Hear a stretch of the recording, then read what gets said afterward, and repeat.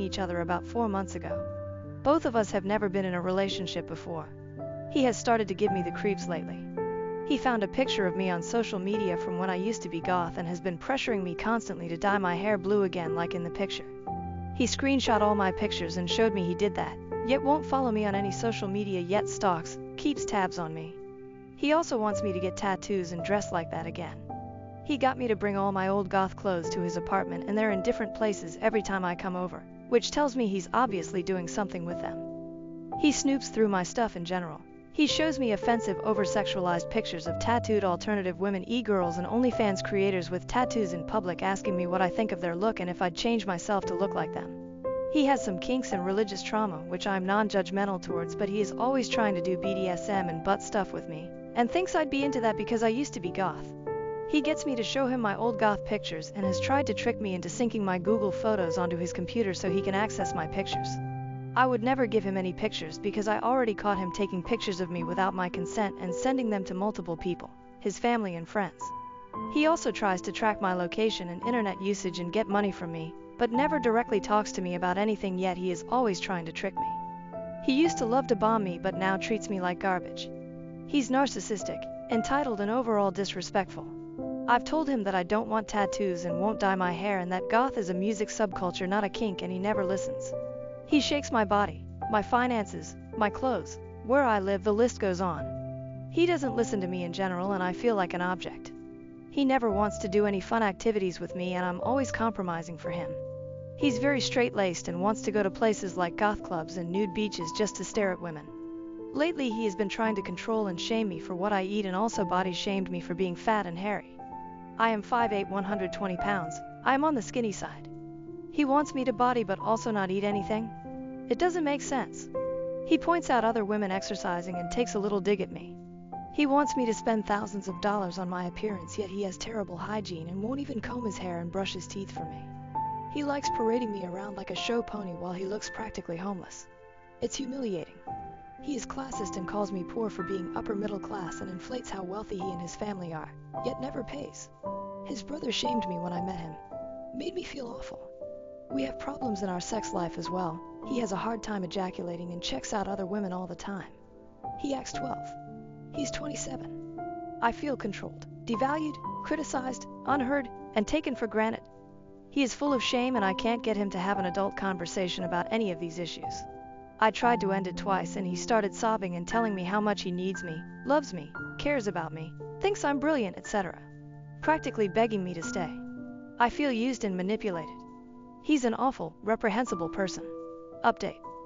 I wanted to thank everyone who read my story and commented. Thank you for all of your kind and supportive words. I went ahead and left him. So I went to his apartment yesterday and told him in the most adult, respectful way I could possibly manage that I cannot be in a relationship with him. I told him I wasn't being respected and that he was crossing my boundaries, that he was trying to change me, pick on me, and was generally cruel to me. I pretty much told him everything he was doing wrong except for the control/tracking/exploitation stuff because I didn't want to get into that for the sake of my safety. And by the end of our 2.5-hour conversation I was heading into shutdown territory, so I had to leave. I'm pretty sure he filmed the interaction. He has a camera in his room and I thought I saw it turn on. Really nothing to see other than me gently informing him I will not tolerate such disrespect, and that I thought he was trying to change me and didn't desire me, etc. He denied all negative allegations and cried the entire time and was trying to guilt me into staying, as expected. Of course he still thought I was useful to him. To his credit, he didn't get angry. I am still concerned for my safety and privacy. I am worried he will dox me or commit some kind of cybercrime. Highly unlikely, as he works for the government and his father, whom he is afraid of, controls him, pays his rent. Additionally, worth noting, his family name is already stained with sociopathy and there are mainstream news articles covering the crime, so it is highly unlikely he will do anything to me if he wants to get anywhere in life. Especially because he wants to seek further education and advance his career. When I broke up with him, I could see clearly that he has severe communication deficits. I believe this is caused by a combination of the double empathy problem, distractibility and focus issues from ADHD, as well as strong narcissistic traits. I don't think he understood half of what I was saying and the impact of his actions. He apologized profusely and told me he wanted to work on our issues together and that he doesn't want to break up. He then performed a bunch of future fakes and false promises to sell me on staying. I refused. I told him I crossed a line and that there is no going back, especially after body shaming. I explained to him that by body shaming someone, it will make them self-conscious and uncomfortable and therefore not want to have sex with someone. That got his attention, lol. I suspect he had a porn addiction, that he consumed a lot of goth porn, alternative girl porn, and got the wrong idea about me because I fall into some porn stereotypes targeting nerdy men. Think Belle Delphine type stuff. I like Japanese culture and used to be very goth. Maybe he thought I was one of those porn content creators who had a target audience of lonely nerdy men. He was also obsessed with the idea of me playing video games and was always trying to get me to start playing them. I know some people confuse fantasy with reality and were suspicious of that happening within our relationship. Towards the end of our time together, he was focusing solely on my image as well as his, and we no longer discussed anything intellectual as we did when we first began seeing each other. Our relationship had dissipated into something vapid and meaningless. This was not what I had signed up for. Upon further reflection, I think he really did confuse fantasy for reality and got the wrong idea about me completely, because he never listened to me when I tried to tell him what goth is about and that people have gotten the wrong in the past by assuming I was a nympho into kink due to my external appearance. Absolutely no shame in being into kink, it just is not for me right now. We were both virgins and I was not ready to go there yet. He always blocked out things he didn't want to hear or didn't align with the fantasy. It was startling how little he knew about me. He told me, "That doesn't sound like you," when I stood up for myself. He asked me, "Did you hear that somewhere?" When I told him we were having too many issues very early in the relationship and it just wasn't going to work. It's as if he didn't think I was capable of thinking for myself and had actual thoughts. Or I wasn't going to script, which is a narcissist tendency. Yet sometimes, he is respected by opinion, especially regarding topics of psychology and sociology. TBH, I thought he was some fantasy person who wanted me to solve all of his problems and fix his life. I became disenchanted when I was unable to instantly do that. He didn't know really anything about me and didn't take the time to learn about me and had some kind of fantasy version of me that existed in his head. He was more in love with the idea of having a girlfriend than me as a person. He thought the person in his head was the real me and that he was trying to help me. I do hope he seeks therapy. I wonder if he had a delusional disorder. He also had this idea that because we were both autistic, that we must think exactly the same. It doesn't work that way. We all are different colors of the spectrum, and my experience differs vastly from his due to subjective experience of life, factors like gender and upbringing, etc., etc. I feel so stupid for allowing this to go on for as long as it did. I am proud of myself for resisting the pressure he put on me to move in with him, give him money, and change my appearance, do uncomfortable sex acts, etc. It was a fairly easy exit in civil, but I still feel depressed. Mourning what could have been, perhaps. This is my first breakup, and his. So I am feeling all kinds of new and uncomfortable emotions and bodily sensations. I have alexithymia, so this is all very depressing and strange. I am happy with my decision and will not be looking back. I am fairly comfortable with being alone and will not be seeking a new relationship anytime soon, and will perhaps enter therapy to build my self-esteem. Writing out my situation and receiving feedback has allowed me to better understand a very complicated situation, and I thank all the lovely supportive people who commented on my post. Your time and kindness means so much to me. Should I delete the shared photo album me and my ex have together? My and my abusive ex have a shared photo album that we made when we went on our first trip together. It was both of our first relationships and our first time having sex together. We lost our virginities to each other. Overall, it was a lovely memory and I fell for him deeply on this trip. Unfortunately, the memory became tainted after he turned into a complete monster and shattered my heart into a million pieces. He's a very dangerous individual, high in dark triad traits, and I know it'd be foolish to keep him tied to me in any way, shape, or form. For some reason, I still don't know if I should delete the album. I broke up with him 6 weeks ago and have him blocked and deleted, his fake spy accounts too, on all platforms except Google, and deleting the album and blocking him on Google would be the last thing to do in order to completely scrub him from the surface of my existence. Despite the vile person he revealed himself to be, I am sentimental and romantic and am hanging on to the positive aspects of our time together and everything I learned about myself. What should I do? OOP commented on a different post 1 month later from the post. What differences have you noticed in your body? Appearance, good or bad? OOP's comment NC for almost 3 months. I don't know if it's due to my altered perception when I was seeing him. The constant put-downs did a number on my self-image, but I am like a different person now, inside and out. My skin conditions, acne, dermatitis, have cleared up completely. My hair looks thicker and has a nice sheen to it. My face is less gone and has a vibrancy to it that wasn't there before. teeth are whiter from less coffee. I could barely sleep when I was with him, so I over-caffeinated. I'm the same weight, but my fitness has improved. My chronic muscle pain and headaches went away. These people are parasites that suck the life out of their hosts. No longer a shriveled up shell of myself. There's nowhere to go but up once you leave them and go NC. Am I the asshole for asking for sex on our wedding anniversary after my wife gave birth? Original post. I'm a 28-year-old man, and my wife is 29. Our daughter will be 7 months old in September. We've been together for almost 5 years and will be celebrating our second wedding anniversary soon. We live in a place surrounded by family, but they're all at least 2+ hours away. We both work full-time, so our daughter goes to daycare. We have 3 cats, and while we make ends meet, we save a bit for small adventures or emergencies. My wife has PTSD from giving birth. She's scared that having sex might lead to complications or another pregnancy. Her pregnancy was high risk, but thankfully, both she and our baby are healthy. However, our bedroom life has been a struggle for 4 years. When we first started dating, we had sex 3-6 times a week. I felt better than ever, physically and mentally. But then something changed. My wife had an issue during sex once, and although her OB assured us it was temporary, things never went back to normal. She switched medications for birth control, ADHD, and depression, and her libido vanished. Note, I do not remember exactly what the name of the complication was. There were a couple of complications or excuses throughout 4 years. At one point she had back surgery. At another point she had vaginal surgery, which she fully recovered in 3 weeks, and at another point, she changed her medications again. We got through all of it together, but there was still a lack of sexual intimacy all these years. Outside of recovery periods, she'd have a random excuse as to why she's not in the mood. At the end of the day, it was simple. Her libido appeared to have vanished. Note, my wife has never gotten a test for this nor seems to have any interest in doing so. For the longest time, my wife blamed her new birth control but refused to change it. We discussed our sex life with a marriage counselor, and my wife kept saying, once we get married, I can get off birth control, and my drive should come back.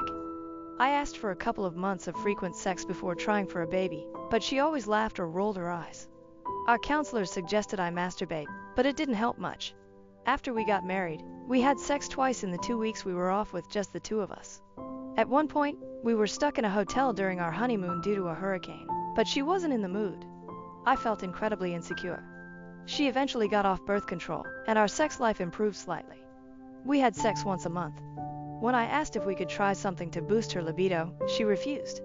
Finally, she agreed to talk to her doctors. She changed her depression medication, and that's when her drive started coming back. We had sex about 3 times in a single month before we found out she was pregnant. It was July 2023. We were both very excited and happy to finally be having a baby. We jumped on top of each other and it felt like we were going to have sex again. But out of nowhere, my wife rejected me. Gave no reason or explanation.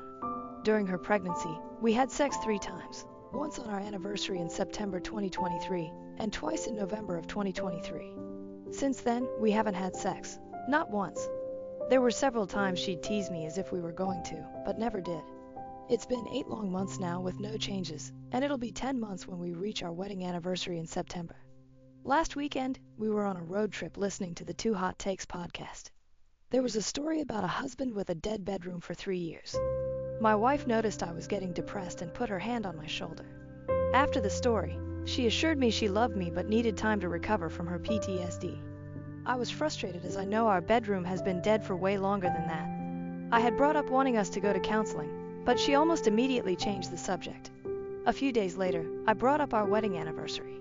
I was hoping that we'd possibly be able to have sex if she consented to it. My thought was us staying in a hotel room with just the 2 of us. She just says, maybe, but we have our daughter now. I asked about having one of our mothers babysit for a weekend. She said no, that's too long to be without her. I asked about a night. She said no, she doesn't want to sleep without her in the room yet. We have before, but we were in the house and one of our mothers had her with them. I then asked if we'd just have a few hours by ourselves in the evening, when we leave to go back home to our daughter, and we'd just have a few hours in a hotel. She again said no. I replied, I just want to be able to be intimate with you again. I miss you so much and I want to be close to you. I'm here for you and I know you're going through a lot and have PTSD, but I'm trying my best to try and make this work. My wife just replies, I know. Then she will either walk away or change the subject. We've had a multitude of the same conversations in different ways for a couple of years. Every time we're sitting down alone and having a serious conversation. My wife acknowledges my feelings but rejects my suggestions and doesn't offer alternatives. She always says one of the following. I'm working on it, but never gives me an update as to what she's doing. I don't want to have sex with anyone right now. Which gives me chills because she says, with anyone. I know, and you keep bringing it up, while trying to be polite, but sounds upset. The years of rejection are starting to get to me harder than the past 4 years.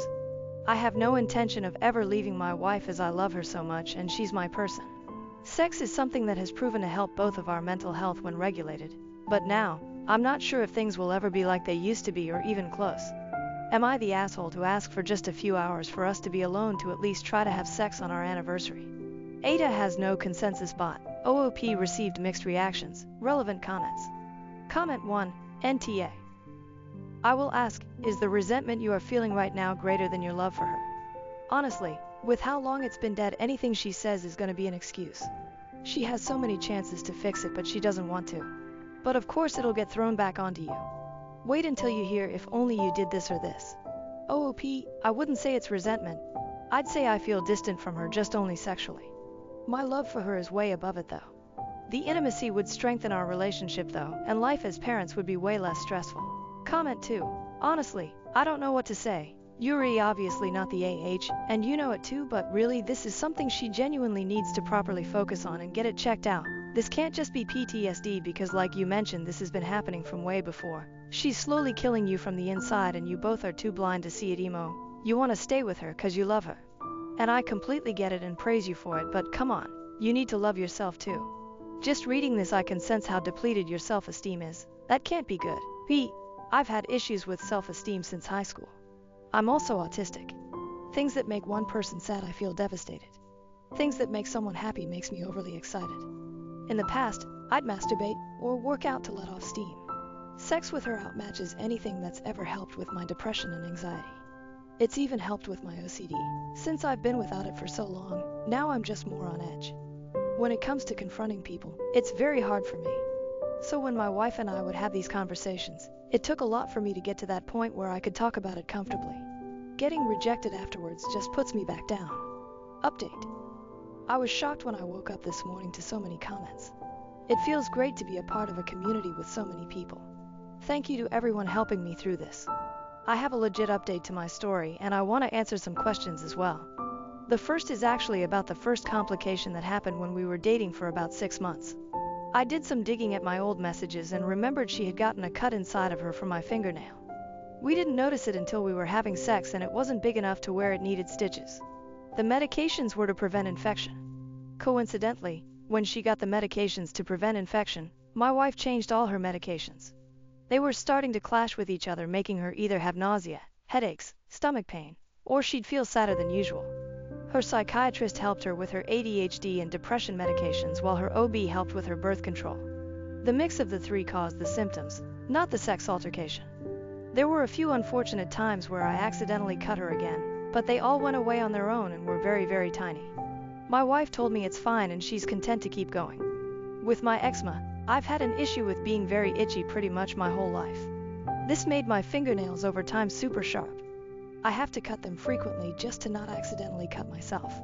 My nails chip every now and then, which also doesn't help. My wife has been very loving and understanding with this issue for me and has never judged me for it. Later on, the surgery she had was a small mass. At first we thought it was cancer, but it was tissue. We got it out and the recovery period was 3 weeks. My wife initiated sex the second that ended. This was all before her back surgery. Nothing else alarming or concerning after that, and no surgeries on the inside again. Now to her back surgery. She had surgery at L5S1, spinal fusion. This causes chronic pains that come back if she does too much lifting or outserts herself. I helped her through the entire process from when her back started hurting, her surgery, and after. It was the first time she was having surgery in a hospital where she needs to have anesthesia. She was very scared, but she brought it up to all her friends and family that she couldn't have done it without me. She was told she couldn't have sex for 6 weeks. Ironically, she kept asking for sex and I had to tell her no. The doctor was very persistent in telling us not to as it could mess with the spinal fusion. So I had to keep saying that. The second it was 6 weeks, she jumped on top of me. My wife had to change her medications a couple of times after this over a couple of years. She had told me she's trying to fix 3 things: being able to focus, having a higher sex drive, and being less depressed. There were ups and downs, and sometimes our bedroom was dead for months while others not. Nothing was consistent, which neither of us liked. Getting updates didn't always happen, but she'd express that she wants to have sex, but has no drive. My intrusive thoughts interpret that as, she doesn't want me. I'd like to answer one more question before the update. Divorce isn't an option because I never want to spend the rest of my life without her. The teasing bothers me, yes. The lack of sex for months bothers me, yes, but nothing would hurt me more than to be without her. I take her out to dinner, I help whenever I can around the house. I'm always there for her and my daughter, and we cuddle at least 5 times a day if not more. When it comes to sex, it does make this huge positive impact on our life and in our marriage. I will do whatever it takes to be with my wife and daughter for the rest of my life. Now, on to the update. I was working from home and I came to sit with my wife and I picked up our daughter and sat on the couch. At first, my wife asked what I wanted for dinner. I was asking about what food we had, and she said she wasn't sure, so I checked. It dawned on me, the Trouble in Paradise? THT episode. Be spontaneous. I told my wife, I'm going to take you out. I'd like to go on a date with you. She blushed and smiled and got very excited. We got dressed and we went out, but I didn't tell her where we were going. A couple years ago, our favorite Mexican restaurant had closed down due to a fire. It had a special meaning for us. It was the first place we had dinner when we moved in together. The restaurant had just reopened, and I took her there as a surprise. We had a lot of fun. We drank, we ate, and more importantly, queso. We had a chance to talk about sex. My wife brought it up first. She said she wanted to give me an update, saying she's starting to feel a little something again, but usually goes away when the baby cries. Our daughter is actually very chill, and we co-parent extremely well. My wife talks about me in public all the time, and so do even strangers. I get compliments about how great I'm doing when in reality I have no idea what I'm doing. Anyways, I told her I had made a decision about the vasectomy and how I want to go through with it. She asked if I was sure, and that I don't feel like she's forcing me to. I said she's not. I said right now we need sex, and if we end up having another one it'll be in 5 years or more. She asked if I'm sure as there's a chance it won't be reversible. I told her that it's okay if it doesn't because we will find a way to have another one if we're financially able to. We have a plan. I have a doctor picked out and my insurance looks like it's covering most of it and within our budget. As for timing, we're looking for ASAP. Thank you again for all your comments and your help. I hope I get to hear my story on 2 Hot Takes. If I get messaged during their recording session, I'll reply back to their DMs if I'm available. I'm a huge fan and can't wait to see what happens. Relevant comments. OOP on how long it has been since his wife has given birth when they had sex. OOP, it's been 5 months since giving birth, 8 months since we had sex. Anniversary is in 2 months. From what I read online, it's common to not desire sex for at least a year since giving birth. It's a traumatic experience and I get that. I'm not going to force her to have sex on our anniversary, but I do want to. All I can do is help her through this and wait till she's comfortable again. Jasmine Blossom. Dude, don't just cut your nails, file them down so they aren't sharp. And use lotion when not engaging in fingering so your skin is softer. And even wear disposable gloves if your skin is really rough. You don't want to expose her to numerous cuts and abrasions because over time that can introduce bacteria resulting in more infections. My entitled mom tried to take my house from my pregnant sister, claiming she deserves it more than I do. I am a boy who is 31 years old, and I have a sister who is 28 years old. He has always been my mother's favorite child, but he has never been my father's favorite child. In the years that I was a teenager, my parents divorced because my mother had an affair with a former boyfriend from high school. Unfortunately, my sister was her little mini-me, and she has always been domineering, manipulative, and narcissistic. She has always presented herself in this manner. Additionally, it appeared as though our mother believed that she had complete control over me. When she snapped her fingers, she would give me orders like a dog. She would do this consistently. Despite the fact that it was humiliating, my sister never stopped supporting her. It should come as no surprise that following the divorce of our parents, I moved in with my father on a full-time basis, while my sister continued to reside with my mother. Unless it was about money, the two of them were very similar to one another.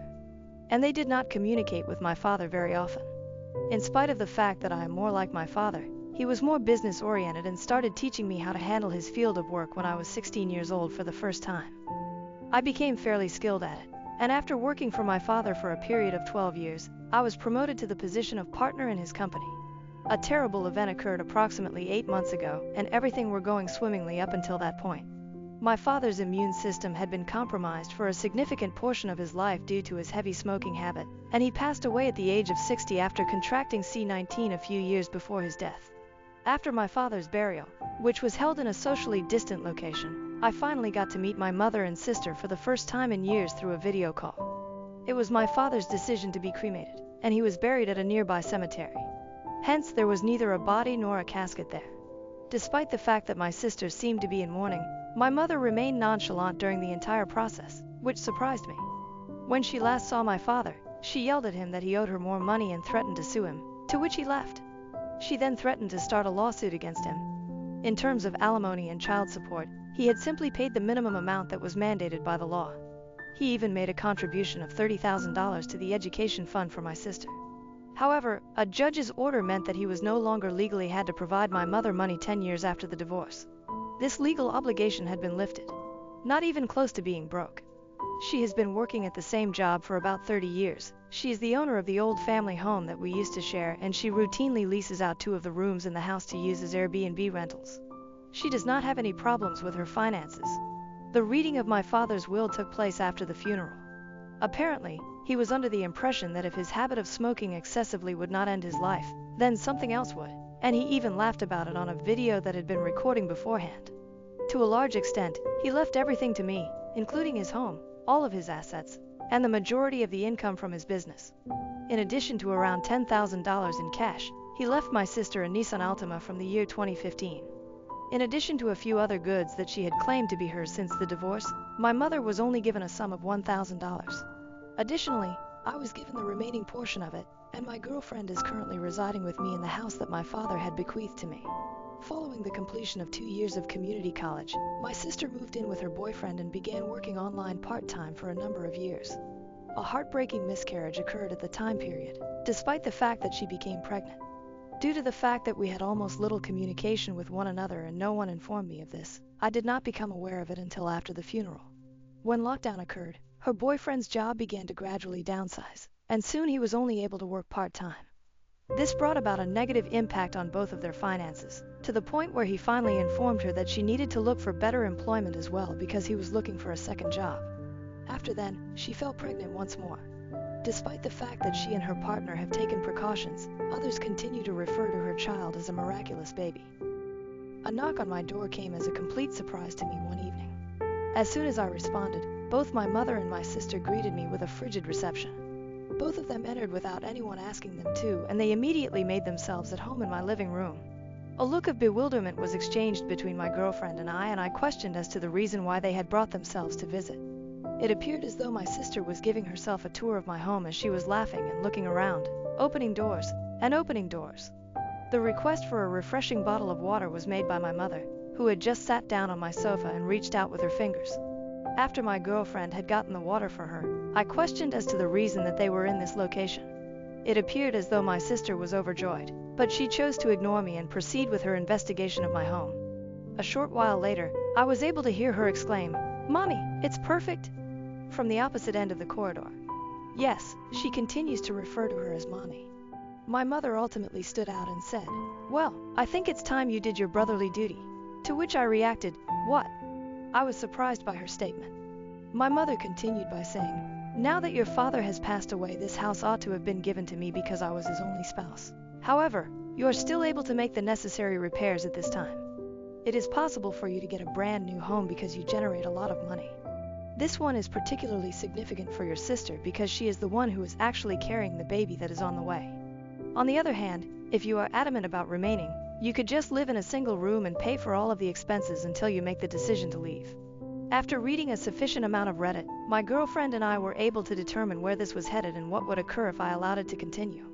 I suppose you could say that we were mentally prepared for what was to come. I inhaled deeply and exhaled slowly before uttering out loud, "That is not effing happening. Especially in my own home, you do not have the authority to boss me around. And yeah, I do make a lot of money, but just like my father, I'm going to put it away until I really need it, even though you don't seem to care about it." "Stop!" my mother yelled as she began to lash out at me with her fingers, just like she had done in the past. It is me, your mother. Because I am the one who brought you into this world, and because I am the one who holds authority here, you will do as I say. God is what I am to you. In other words, when I say jump, you respond by asking, how high? In all actuality, this house belongs to me, and your sister will be living here. The following is an official notice of eviction. On the other hand, because I am a good person, I will give you 2 weeks to start packing your belongings and transferring the deed to me. I have a thought that goes something like this. This can't possibly be true. Then, however, I reached for my mobile phone and started making calls. Suddenly, my mother jumped up and asked, "What are you doing?" while she was standing there. I answered by saying, "I'm gonna do what I should have done as soon as this started. I'm calling the cops to get you out of my house." My phone was eventually knocked out of my hands as she started swiping back and forth toward me. After that, she made an attempt to walk on it, but I was able to grasp it before she could do so. "That's it. If you don't leave, I'll force you out." My mother gave me a slap across the cheek, and I returned the favor by hitting her back with a backhand blow that was twice as powerful, causing her to fall back down onto the couch. She yelled, "How dare you?" while placing her hand over her face, which was reddening and covered with makeup. She was completely taken aback by the situation. I went back to dialing my phone and informed her that I would call the authorities to remove her from the premises if she did not cooperate with my request to leave. I was in the middle of a conversation with my sister when she suddenly jumped in between us, stretched out her arms, and told me to do the right thing for once in my life and be a good big brother. I lost my temper and yelled out, "Oh, so you think I'm a terrible sibling? I have been required to work for a living ever since I was a very young teenager. I was responsible for all of the housekeeping, while you spent the entire day sitting on your butts, either playing video games on your computer or chatting with your circle of friends. And you would take the money that I had worked so hard to get in order to go shopping after you had already spent all of your allowance. You are nothing but a thief and a piece of a leech. Absolutely nothing is owed to you. I want both of you to leave this place as soon as possible before I dial the final number." For the first time, my sister started crying like a baby and said, "Mommy, please make him stop." After that, my mother started giving her a death gaze, after which she began hugging her and caressing her cheeks. After that, she mentioned, "You know, if you do call the cops, I can just tell them you hit me." It appeared as though she had become more intelligent. In addition, who knows, maybe I'll let everyone know that you wanted to do something far worse to a pregnant woman who was in need of assistance. It is not something that I believe would be beneficial for you to do. It was with a raised hand that I was able to interrupt her and say, "Just stop." During the entire time my girlfriend has been recording, in case you haven't noticed previously. This indicates that we have video evidence of you assaulting me first and then publicly declaring that you would lie to the police during the incident. I don't believe that would be beneficial to your reputation at work or for your Airbnb business, which is relatively tiny. In the event that appearances could kill, my mother would have blown me up like a tactical nuclear weapon.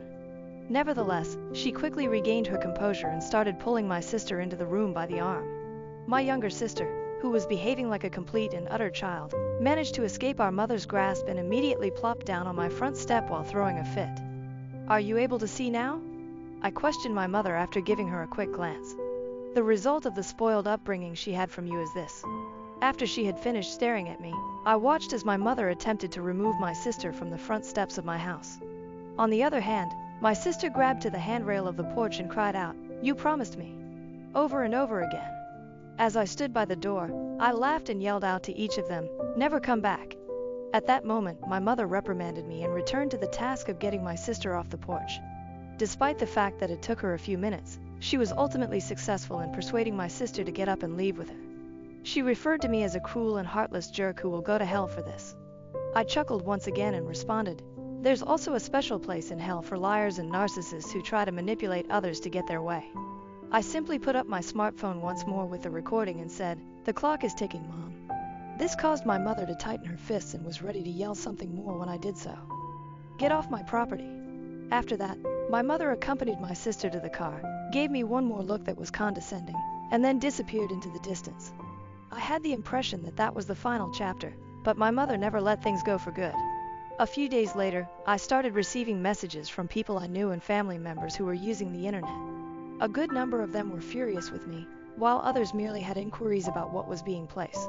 Due to the fact that both my sister and my mother had blocked me on social media, I was unable to view what they were saying on my Facebook account or see what they were saying. My girlfriend, on the other hand, was able to view everything because they had their profiles open. The entire incident was captured on screen, and some of it was printed out. Both of their profiles contained entries that referred to me as a self-centered and cruel jerk who stole the house that was meant to be my sister's inheritance right in front of her eyes by paying off the attorney who handled Dad's estate. This is a total and utter lie, and both of them are aware of it. I called my attorney, who was also my father's attorney and a trusted family friend, and gave him copies of all the screenshots from Facebook as well as the video that my girlfriend had filmed on the day that my mother ordered that I move out of my house. My intention was to take it a step further, so he wrote them a letter instead of sending a simple cease and desist letter. He wanted to write a letter. I advised him to send it by express mail that required a signature in order to determine whether or not they had got it. It was on the same day that the letter arrived that my mother called me in an angry state. I warned her that if she and my sister did not remove all of the false social media posts they made about me and reveal the truth, I would send an email to her entire family, her boss, and upload the videos we captured of her online. In addition, I would sue her on top of everything else that I had done about the situation. She accused me of being crazy by claiming that she had only done what she did for the sake of my sister. She then proceeded to give a full-fledged lecture, during which she reiterated her belief that my sister still required my house more than I did. I made it abundantly apparent that I did not care what she believed, and I warned her that her career would be ended if she did not remove everything and reveal the truth. It was with reluctance that she responded, "Fine, you win." After hanging up the phone, he commented, "You should keep the stupid house."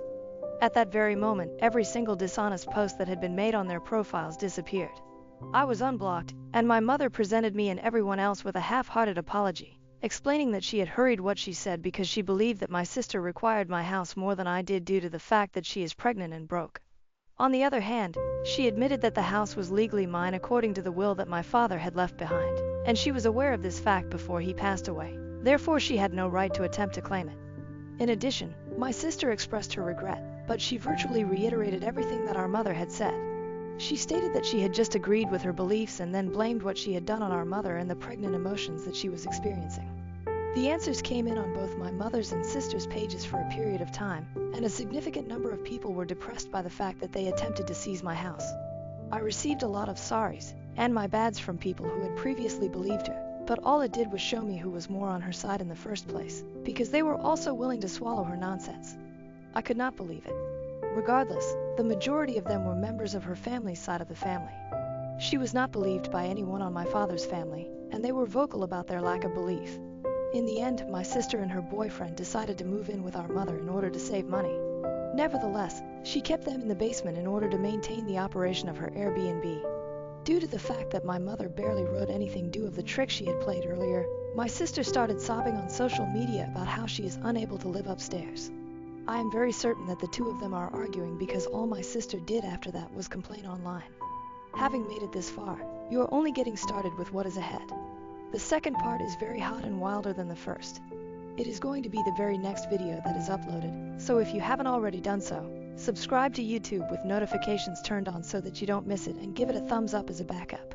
When the sister and mother came at the OP's apartment, the first peculiar thing that stuck out to me as being too obvious to look away from was the fact that they were there. Based on my understanding of the circumstances, the brother believed that the mother had just told her, "It's a done deal, you're getting this house," and the sister had believed it for some reason. This is the only interpretation I can come up with. It is either the case that the sister is so naive that she believes that the mother has the authority to take the property away from the owner and give it to her, regardless of who owns the house, or that the mother simply lied and made up some kind of reasoning as to why the house was rightfully hers. I thought the mother's notion was a terrible one. She essentially told him, "It's time to do your brotherly duty," and she believed that he would just hand up the house by that point. The father spent the most of his life working on this house in order to ensure that it would be a generational heirloom once he was able to hand it down to his son. On the other hand, the situation in which the daughter only receives the automobile and the son, the OP, receives everything else is one that I could imagine being somewhat irritating. That may be a source of frustration. I am able to acquire that, but it does not alter the fact that certain individuals are given what. That viewpoint cannot be rationalized in any manner, at least not in the way that they look to be doing here. This recurring motif can be seen throughout the entirety of Part 2. Although Part 2 is rather lengthy, you can still observe parts of that line of reasoning in that section as well. In light of the fact that the girlfriend was filming the entire event in which they struck each other, I have a sneaking suspicion that the OP's girlfriend was not recording their interaction at all. It is possible that she merely yes-anded the scenario, participating in the situation in an improvised manner and saying, "Yeah, it was recording the whole time." There was not an excessive amount of defensiveness displayed by the OP and his girlfriend when the mother and sister came. To put it simply, they were perplexed. In conclusion, the mother's exact statement, which was by far the most peculiar component of the entire incident, was as follows: "I am God." In other words, when I say jump, you define the height at which you want to jump. This house is rightfully mine. You are attempting to convince someone to give you something that you believe you deserve for some reason because you were this person's previous spouse, despite the fact that you divorced 10 years ago. It is weird that you're referring to yourself as God in the middle of an argument. Parents forced me to cancel my engagement party for my golden child brother's graduation. Now they're mad because relatives chose my party. I, 28M, have a younger brother, Leon, 26M, who recently graduated from community college, I might add. About the same time, I became involved with Nina, 28F, my high school love. We have been together for 10 years, and it was about time that we made this official. 2 weeks ago, I proposed to her and decided to invite a party to our house honoring our engagement last weekend. 5 days after the invites were distributed, last night the party was hosted. The drama surrounding all of this has been so bizarre and chaotic that I have no idea how to make sense of it. It all began when I invited my close family, my parents and brother, who contacted me and demanded that I postpone this celebration. For the life of me, I couldn't understand why they would ask me to do such a thing. When I told them I wasn't going to, they informed me they had decided to throw my brother a celebration for his graduation. Naturally, it also occurred to be the day of my engagement party. Although they hadn't yet sent the invites, the same evening I sent mine they were intending to do so. Now, they said, at least one of us had to back off and allow the other honor their significant event. We share a family. Hence, 2 festivities on the same day would cause a lot of strife, and we wanted nothing like that. The cards are out on the table. My family is not especially close. I get along with the rest of my family, but not with my parents or Leon. This is why they were not aware of the fact that I was organizing an engagement party on the same day they were scheduled to be celebrating a graduation. On rare occasions, like when we congratulated one another upon learning of his graduation and when they learned of my engagement, we do communicate. On birthdays and holidays, we wish each other well. But that is about it. It was therefore quite clear in my mind what I intended to do when they asked me to call off my engagement celebration for their day, and I said no right away. Though I mean not to discredit Leon, I believe his graduating from community college at 26 is not as significant as my engagement to Nina, the love of my life, with whom I have been with for the past 10 years. To be honest, right now I hardly give a damn about if I'm undercutting him. I had already sent out the invitations, so I made it quite plain to my parents that I was not going to postpone my event. Since they hadn't yet sent out their invites, they might postpone their thing if they so wanted. Though my parents were not delighted about it and neither was Leon, I thought it was a really decent proposition. Given my brother has always been the golden child, it was not unexpected they were behaving this way. Every small deed he accomplished growing up had to be honored. For example, I recall having this first-time emotion when I was just 7 years old, as I knew that on my 5th birthday the celebration had been somewhat quiet. It had simply been my parents, a couple of their acquaintances, and a few of my neighborhood friends, as my parents felt I wouldn't even remember the party when I grew up. On the other hand, when my brother was 5, they went all out and actually leased a space so they could throw him a themed party. All I got when I graduated middle school was a congratulation and a pat on the back. Leon had still another celebration after he finished middle school. It was the same when I started college, graduated from high school, and later on from college. I received no more than a few words of encouragement. I had sort of figured out after middle school that they preferred Leon far more than they did me. I thus started separating myself from them as soon as I graduated from high school and went out for college. Since they were still paying for my education bills, I did not cut them off entirely. But I sort of stopped talking to them as soon as I started a job. Every time I saw them, I was polite to them. But I neglected to maintain in touch, and they neither expected me to. Neither of us objected to the circumstances. We had adjusted as we felt was suitable. Leon and I never got along either. We used to argue or dig at each other all the time growing up, and by the time we were in high school we had concluded that we would be better off not talking. To be honest, he is rather different from me, and not in the nice sort of difference. My parents treated him right from his early years, which has made him spoiled, entitled, and very bratty. Everyone who knows our family would agree, I believe, that he is not exactly the easiest person to be around. Though he was really the troublemaker in high school and nearly got expelled several times, my parents never appeared to have an issue with whatever he did. When he told them he wanted to join a firm a few of his buddies had founded with a revolutionary idea, graphic printed t-shirts for kids and teens, they said nothing at all. That's exciting. Basically, it did not go well. After it failed and he ended up squandering our parents' investment money, which he also received a free pass for, he decided he wanted to go to college. He had to stick to community college and earn a degree in business as his grades were insufficient for it and he had taken rather a few gap years. Now my parents asked me to call off my engagement party so they could celebrate his graduation. Anybody in my place would have done the same, hence there was nothing callous about what I was doing. My parents started acting on the phone as if I was the worst person on the planet for not postponing my party. They claimed that although they had always known I was against my brother, this was simply too much. Though I wanted no drama before my engagement party, I tried to reason with them. Unfortunately, there was simply no conversation with them. I became annoyed at last and told them they were free to have their party on the same day as mine, but I was not adjusting anything to fit Leon or her. I then blocked them. Leon neither bothered to get in touch with me nor gave me an opportunity to discuss any of this. In any case, I did not hear from them for the next 4 days following our dispute. But from many of my relatives, I also learned that they had also gotten invited to Leon's graduation celebration, which fell on the same day my engagement party was taking place. They lacked direction on what to do. I refrained from saying anything for the first 2 days since I truly wanted to keep anyone from entering the conflict between my family and me. I respected that they chose this. It was their decision. I wouldn't worry if my family attended any gathering they desired. They were free to. Deep down, I would obviously be rather offended if a few people turned up for my party, but I couldn't make them do anything. 3 days ago, though, I discovered that my parents were following the exact reverse strategy. My cousin informed me that since I have been nothing but terrible to them, my parents reportedly had been advising everyone not to attend my engagement party. Apparently, they had accused me of hosting my engagement party on the same day they had decided to host my brother's graduation party for deliberate intent. After they told me about it, I chose to send invites on the same day for my party and totally stunned them even though they claimed they had been talking about this idea for a few weeks.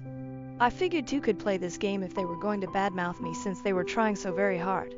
Luckily, I didn't have to fabricate such falsehoods to make them look awful. I basically told everyone the truth, saying that I knew my parents had most likely been trying to badmouth me and offering folks a very distorted view of things. I messaged everyone invited to the party. On the phone call the other day, I therefore recounted what we had discussed and informed them my version of events, that which was the truth. I also mentioned that from my early years, I had to cope with the reality that Leon always got celebrated regardless of his actions and that I had been cool with it thus far. But now it was unfair of my parents to expect me to postpone the celebration of my own accomplishments only to suit them and their golden kid. Now, if any of my family still chose to believe them over me, they were free to do so. But I would truly appreciate it if they did not bother to maintain in touch with me after that. It was a quite direct and to-the-point argument. Though most of my family merely texted me back to let me know they could understand where I was coming from and that they were on my side, I was somewhat worried about what the reaction to that would be. They had seen personally the kind of treatment I had gotten from my parents straight from my early years. Like a few of my cousins and some of my uncles and aunts who were on the younger side, my family members who belonged to the same generation as I were informed that they would be attending my celebration. Since most of them had RSVP'd, yes, Nina and I were really content. Last night we had an absolutely great time at the party. Surprisingly, almost everyone who had been invited turned there, and I don't even believe it presented a problem for any of them. People informed me they sensed something was wrong about what they were saying when they started getting messages from my parents and refused to believe I would do as underhanded as what they accused me of. I was glad people understood that I was not the type of person who purposefully organized a party on the same day as my brother, simply to take center stage. Furthermore, many people told me they were happy I was not caving into my parents' expectations as I was right about how unfairly I had been treated all my life. Therefore, not only did I get to celebrate my engagement with my friends and relatives, but also I discovered that, with regard to my parents and brother, most of my family members shared my views. The celebration was generally rather successful, and until this morning I was quite content. My parents and Leon visited me right away when I woke up, the last person I wanted to see. I told them to go away and honestly had no intention of allowing them in when they started ringing the doorbell. My dad countered that they would not be leaving anywhere until they had a conversation with me and that they were here to talk to me. I wanted to contact the cops, but Nina persuaded me to just talk to them once and wrap things up once and for all. I thus decided to let them in, and my folks started throwing charges at me as soon as they did. Since I had only woken up a few minutes earlier, I was somewhat surprised and somewhat confused. Yet I had chosen to act since they were accusing me of being rather jealous of Leon. They revealed that hardly anyone had come up for their party, and even those who had showed up left within a few minutes after some polite small talk to be able to make it to my party. They claimed to have heard the message I had conveyed to our cousins. I said that although at first I did not want to do something like that, they had pushed my hand by trying to badmouth me and lie about me. Still, given their loud charges, it felt as though my remarks were not even audible. They thought I was doing all of this only to constantly monopolize the attention and out of jealousy of Leon. I was, they said, separating the family. I suppose Nina came to see after some time that she had no use in trying to hold a conversation with them, as they were obviously not polite enough for that. She stepped in and stated she would phone the police should they not leave that very quickly. They left then, but they were still calling me a lot of nasty names. The window shook for a good few seconds when Leon even slammed the door of our house so forcefully as he closed it. Though I chose to let it go, I half-mindedly called him back to let him have it. Like Nina, I was fairly irate. We had blocked all of them, hence an hour after they left we got a message from an unidentified number, probably a friend or someone else's number they were using. The message indicated that although all we said and did, we were still family, and that they were rather let down that I had decided to have my engagement party on the same day as Leon's celebration, as this was the one thing I could have let him have. They claimed they were merely attempting to provide a good picture of him, even if he was ashamed of his fact that he was already 26 years old upon graduating from college. Besides that, his company had recently failed a few years ago, so he had little reason to rejoice, and they were merely attempting to make him happy. I never even considered it in such terms, though. They thus claimed to be rather let down and expected me to be more mature about this. They also apologized for trying to discredit me, but they claimed they had no other option, as they truly wanted this celebration to go off without a hitch. I have been truly perplexed ever since I got that letter. Though I understand this is classic manipulation on one hand, what if they are truly sorry? We are here asking, am I the asshole, AITA, for having my engagement party on the same day as my brother's graduation party?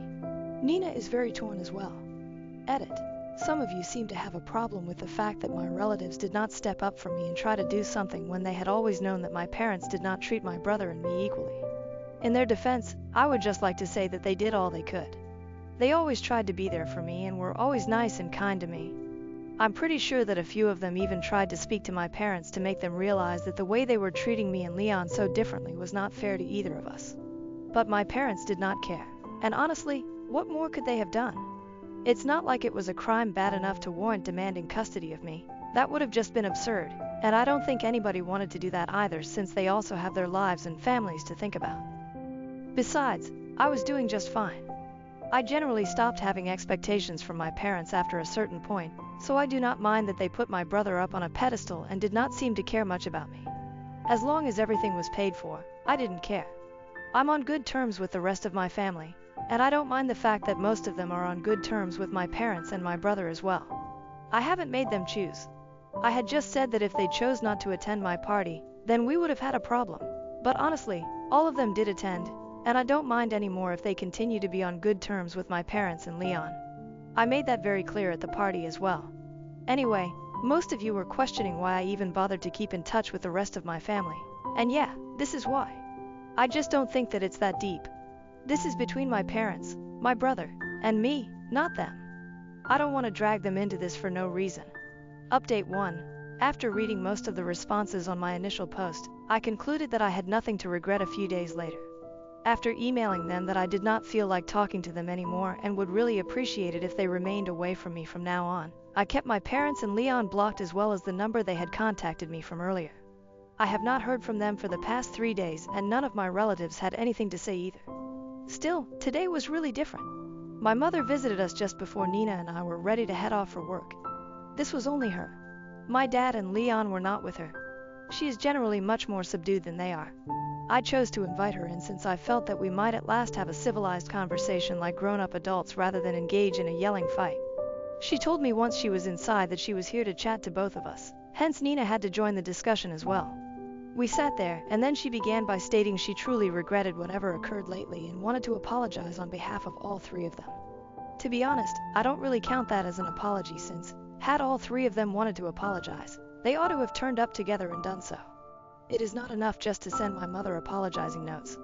Still, I said nothing about it. Then my mother continued, saying she was still really offended over one item that had happened on their most recent visit, even though she realized they had screwed up. She stated she valued our 10-year relationship and thought Nina was like her own daughter, but on their last visit Nina had threatened to call the cops on my father. Now she thought they deserved an apology for that since, no matter what, this was between family and Nina wasn't family yet. Nina had been shouting in my dad's face, threatening to call the police, and had even told him he had to leave our house right then. That had been rather rude. Now, since they were willing to atone for what they had done, she expected the two of us to also apologize, since we had also treated them disrespectfully. Nina for yelling at my parents, and me for letting it go and passively observing while my fiancé yelled at my parents. For a moment neither of us knew what to say. Then I became rather agitated by what was being said, so I informed my mother that although I valued her gesture of showing up and apologizing on behalf of my family, it was entirely pointless. Since it was just my mom, I had genuinely thought that she would at least make sense and try to right things. They still couldn't let go of their great ego though. She had just wasted half an hour of our time, and I informed her straightforwardly that we did not need a moral lecture from her. Since Nina had arrived at our house uninvited, I told her she was exactly within her rights to shout at whoever she chose. We had opened the door because we honestly thought we could have a conversation with them and clear the air, but they had shown us wrong by acting like lunatic persons and yelling in our faces as soon as the door was opened to them. More crucially, it made little difference to me whether or not they regarded Nina as family. To be honest, she was my family. Even more so than they were. Therefore, neither of us owed them any apologies, and right now I wouldn't want one from them either. Now that she had said whatever she came to say and we had listened to her out, I informed my mother we were done and she had to leave. She refused to get up though, and declared she would not tolerate this kind of behavior from me. Since I was not even interested in communicating with my family anymore, it really started to get a little annoying. I ended up telling my mother that I really did not care what type of behavior she would take from me. I had separated myself from them anyhow once I graduated from college, and now, following all that had transpired, I just wanted never to talk to them ever again. I wanted her out of my life, hence I was fine with it if she disliked this kind of behavior. She did not have to put up with me. The same went for my dad and brother. After a little argument, she informed me that they were leaving now since I had made it quite plain that I did not want them in my life, and she was going to make sure I never got to see them ever once again. I assured her I was good with it, and she departed at last. We arrived late for work by a lot, but at least this interaction will help to bring an end to all of this since, to be honest, I'm sick of my family. Every time any of them show up at my house, I just call the cops. That's it. Update 2. Hey, 3 weeks have passed since my last report. Nina and I had quite anticipated this entire thing to have blown over by now. But last night, my folks decided to pay Nina's parents a visit. As I mentioned, we have been together for 10 years.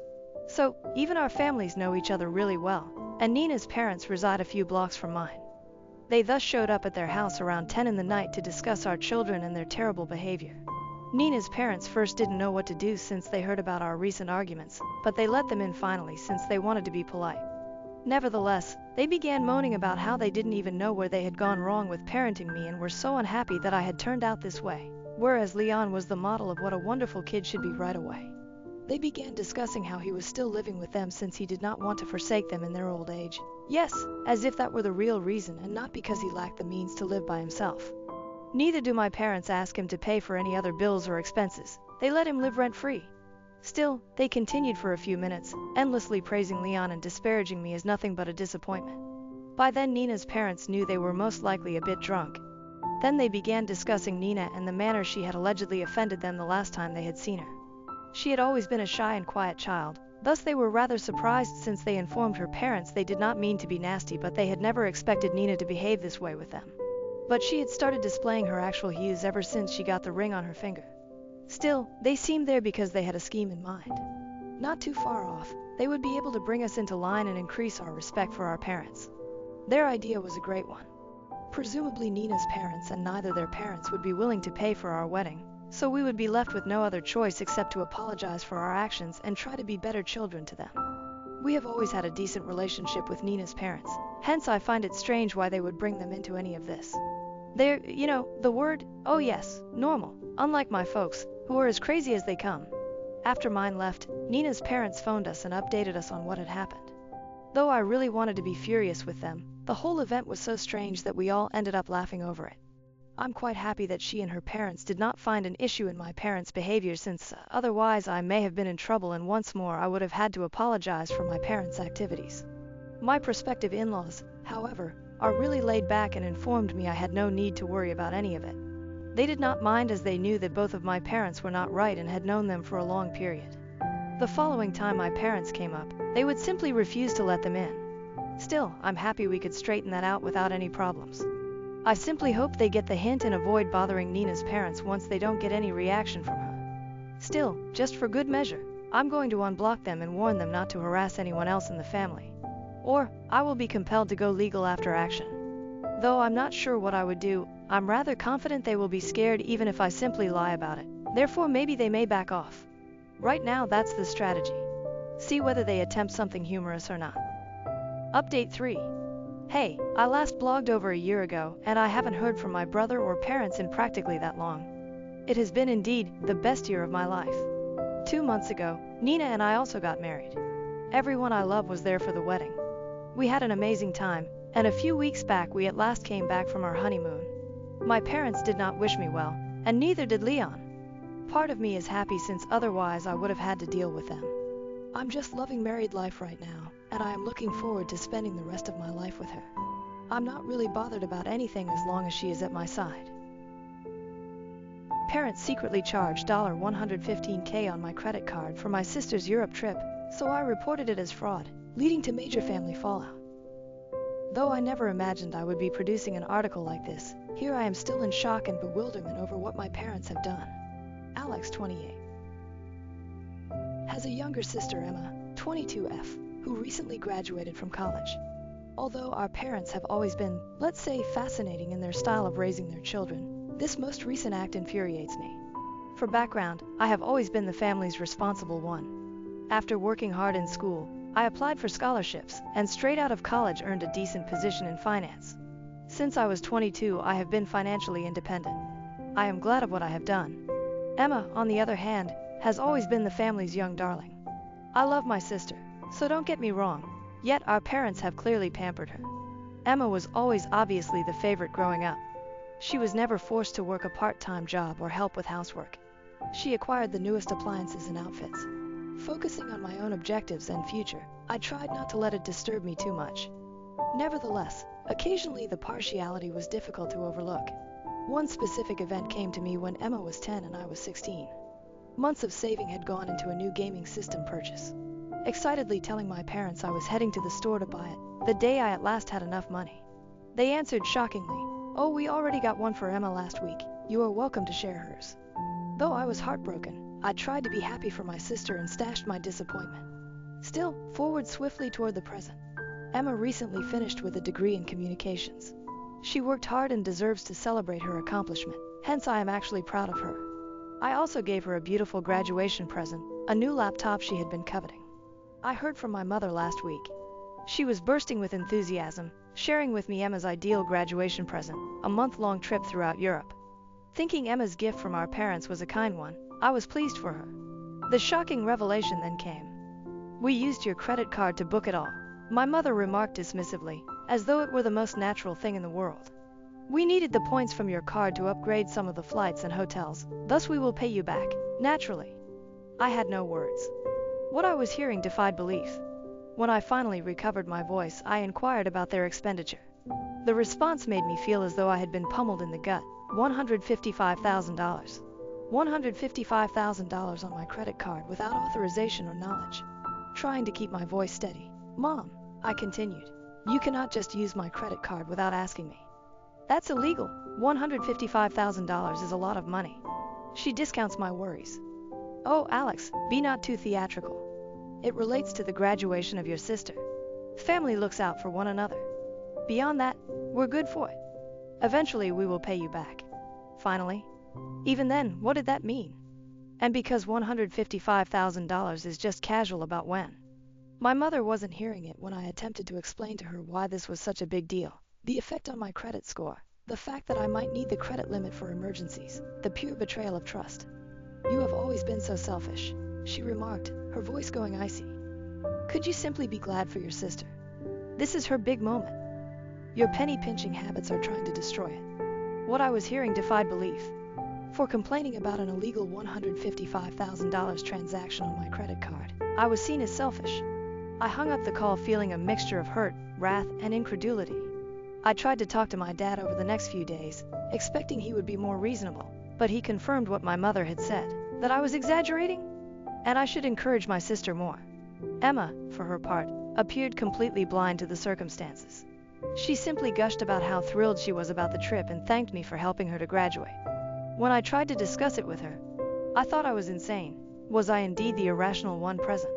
To contest the charges, I decided to phone the credit card company.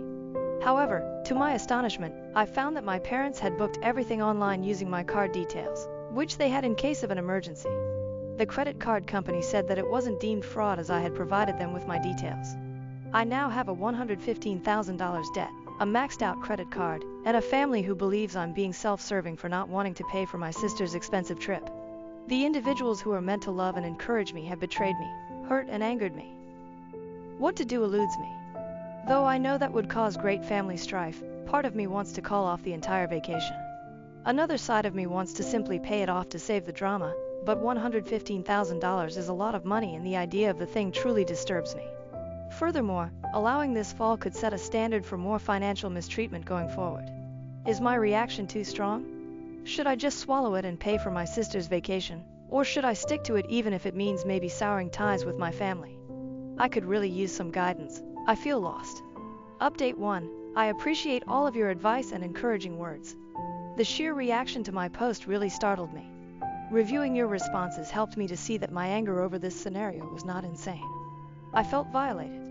Considering your counsel, I decided to proceed. I first escalated the problem by phoning my credit card provider once more. I detailed the circumstances, stressing that although my parents had my card information for an emergency, I had never approved this particular use. Following some back-off, they decided to look at the charges as possible fraud. I then asked for a family Zoom call to go over the matter and texted Emma and my parents group-wise. Before acting more forcefully, I wanted to let them have an opportunity to write this. The call was, at least mildly intense. I began gently outlining why their acts were unacceptable, the legal ramifications, the mistrust, and the financial burden it placed on me. I informed them they had to immediately cancel the vacation since I had reported the charges as fraudulent. The response of my parents did not reflect what I had hoped. They were outraged, accusing me of being dramatic and seeking to spoil Emma's graduation party. My mother went so far as to add, "We raised you, clothed you, and covered your head with a roof. The least you could do is assist your sister in having a lifetime of travel." I inhaled deeply and answered, "You decided to have children. Your obligation as parents was to support us. It does not mean you are free to use credit cards under my identity." Emma, who had been calm up until now, started crying. She wailed, "I can't believe you're trying to ruin my graduation gift. You have always harbored envy of me. Why can't you simply be glad for me once?" Her comments stung, but they also sharpened my will. I knew this pattern of entitlement and favoritism ran deep, and it was time to create some clear limits. "Emma," I continued, trying to keep my voice soft but strong, "I'm glad for you and I'm proud of your graduation. But this vacation was booked illegally with money taken without permission. It's not okay and it's not a gift from me." At last, my normally quiet dad spoke up. "Son, we didn't think it was such a big deal. For crises, we have always had access to your card. As a family, we simply reasoned that this one occasion would be acceptable." What I was hearing defied belief. "Dad, this was not an emergency and $155,000 is not a small sum. You cannot only choose to spend my money without consulting me." Emma was crying, my parents were furious, and I felt exhausted but determined when the call finished. Insisting that I was overreacting and that they would reimburse me shortly, they refused to call off the trip. Following the conference, I moved forward. I told a buddy of mine, a lawyer, the circumstances. He cautioned me that, should I decide to take legal action, what my parents did was in fact illegal and grounds for legal action exist. I also reported the illegal credit card use by going to the police station. The officer I spoke with took down all the specifics and was sympathetic. He advised me that although following charges would probably cause a significant divide in my family, I was quite within my rights to do so. About what to do going forward, I'm still divided.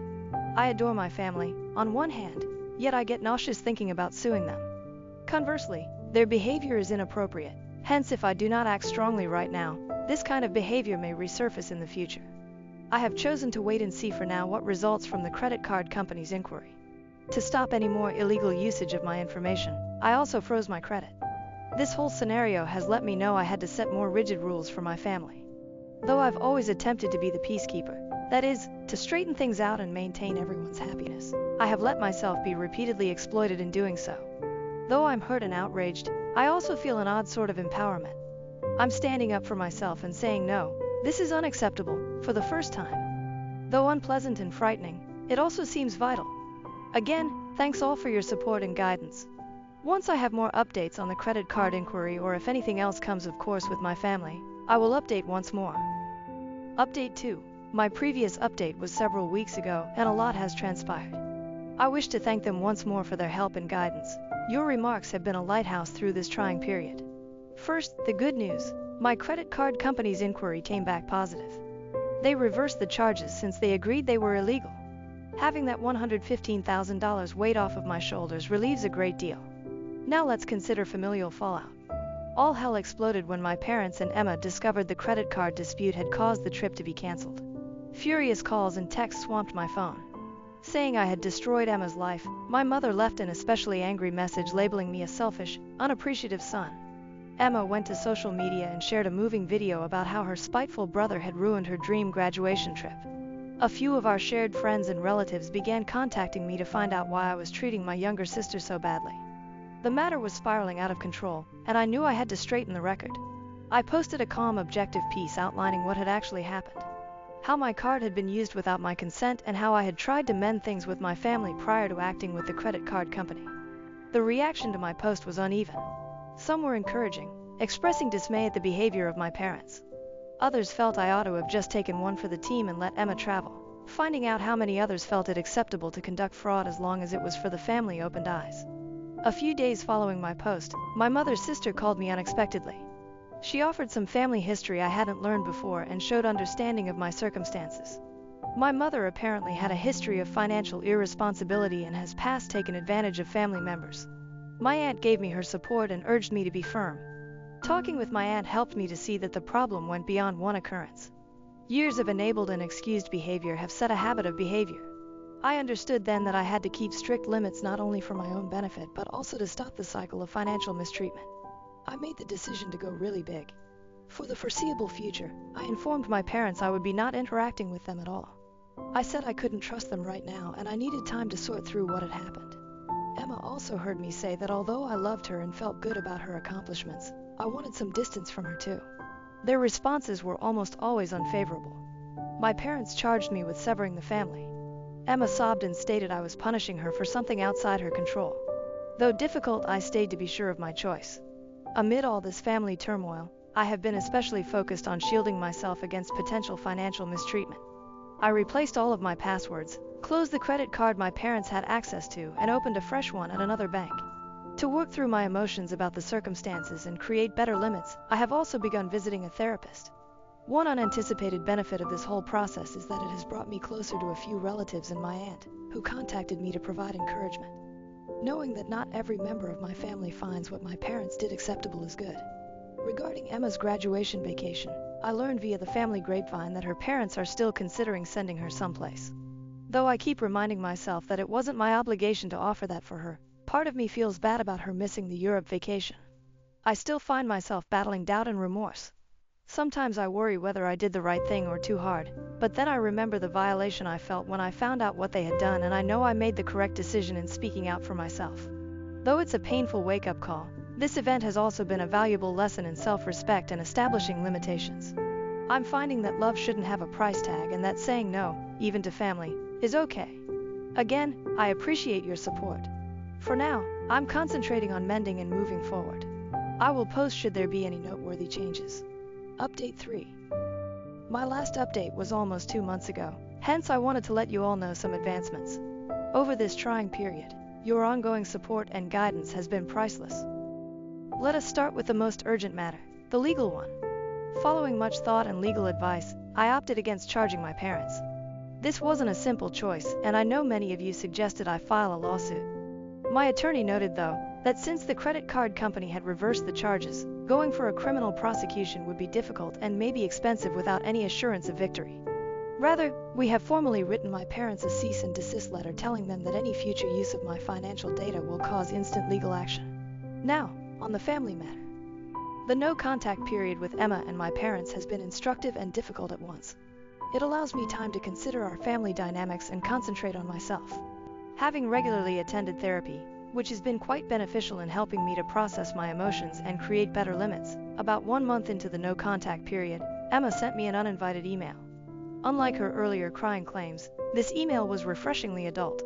She said she had given it much thought and came to see how mistaken our parents' behavior was. She felt bad about her first response and about not defending me.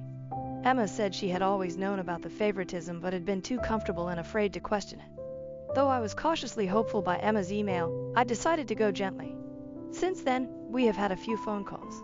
From what I can see, she is actually attempting to grasp my viewpoint. She had earlier kept to herself some of her own experiences with our parents' financial carelessness. The aborted Europe trip seemed to be a wake-up call for her as well. Regarding my parents, they have been less ready to take accountability. From guilt-tripping emails to enraged voicemails, they have tried multiple times to reach me. One day, my mother even showed up at my apartment without warning, creating quite a disturbance in the corridor. Though it was tough, I stayed my ground and avoided interacting. The extended family dynamics have been conflicted.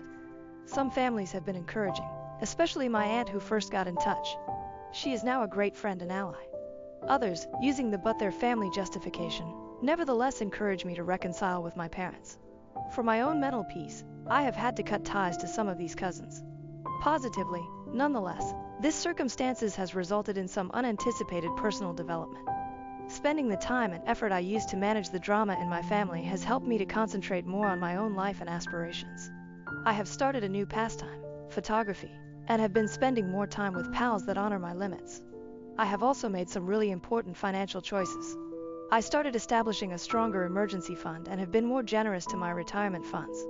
The value of financial freedom and stability has been really emphasized by this whole experience. Last week brought one especially fulfilling event. At work, I got a promotion accompanied by a significant wage raise. I might have felt obliged in the past to tell my family this news and the money gained. This time I celebrated privately with a small group of close friends, glad of my achievements free from guilt or obligation to share. Regarding Emma's graduation vacation, my aunt told me our parents ultimately sent her on a 2-week California tour. Emma apparently had fun with it. Looking ahead, I'm somewhat hopeful but yet wary. I have chosen to keep my parents under no contact for at least 3 more months.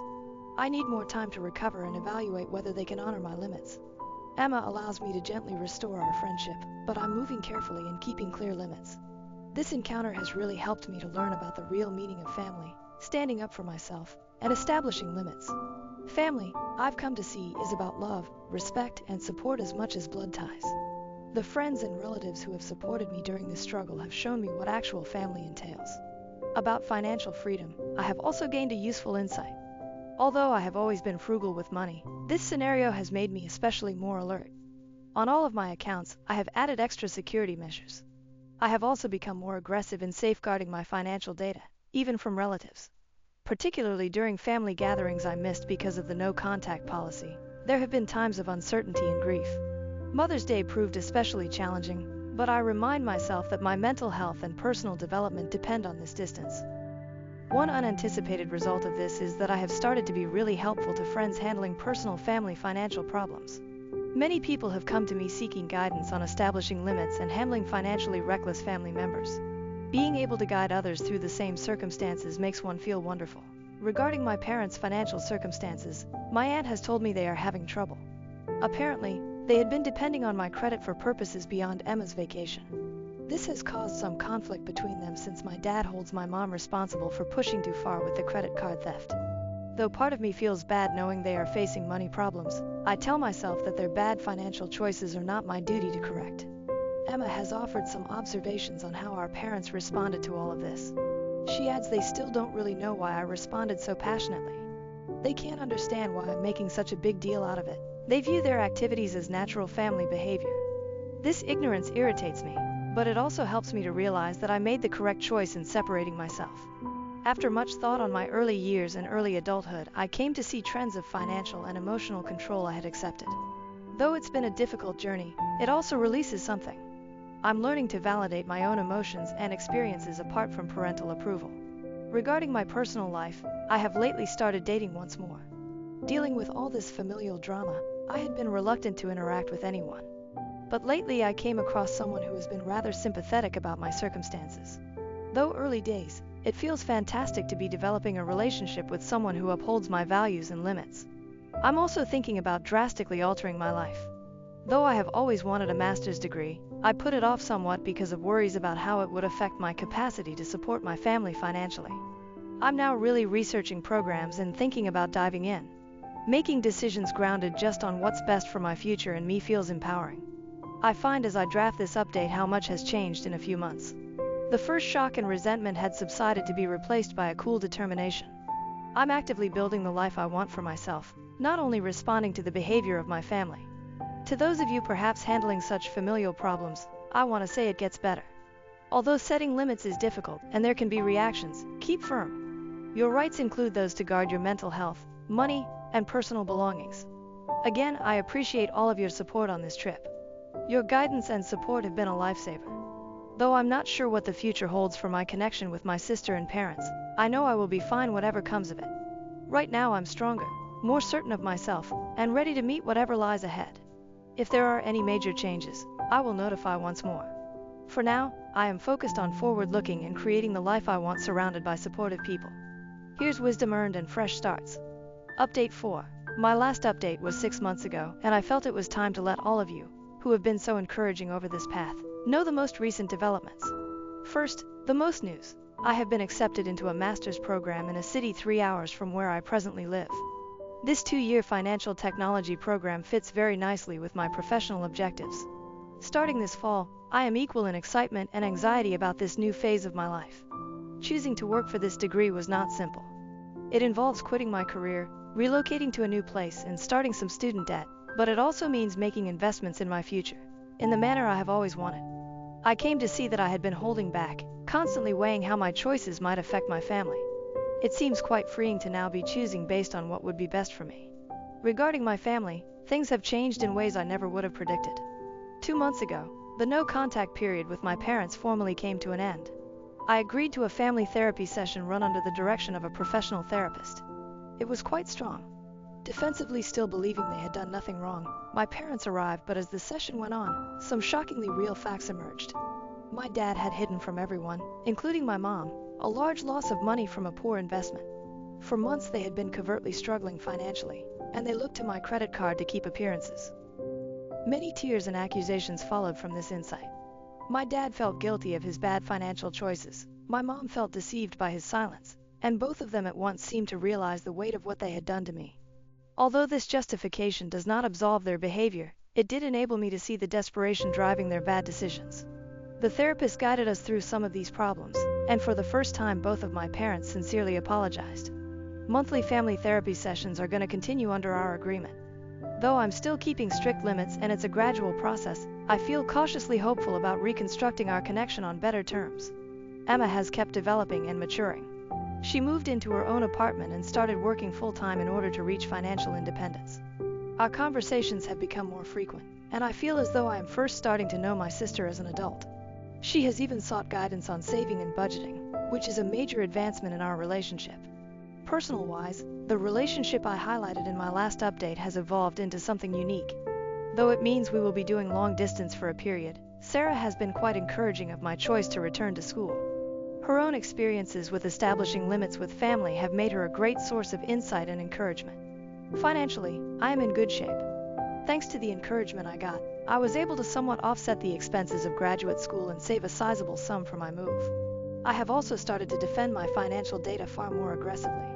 I recently had to turn down an attempt by a distant relative to guilt me into co-signing a loan. Though it wasn't easy, I stood my ground and felt good about imposing limits.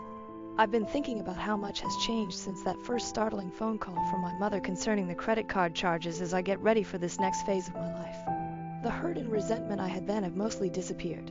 Instead, I now feel empowerment and self-assurance I never realized I had. This process has taught me so much. Even, and especially, with family, I now see the value of establishing and upholding limits. True family, whether related by blood or by choice, promotes your development and respects your boundaries. I have come to see that it is okay to give my own well-being and future top priority.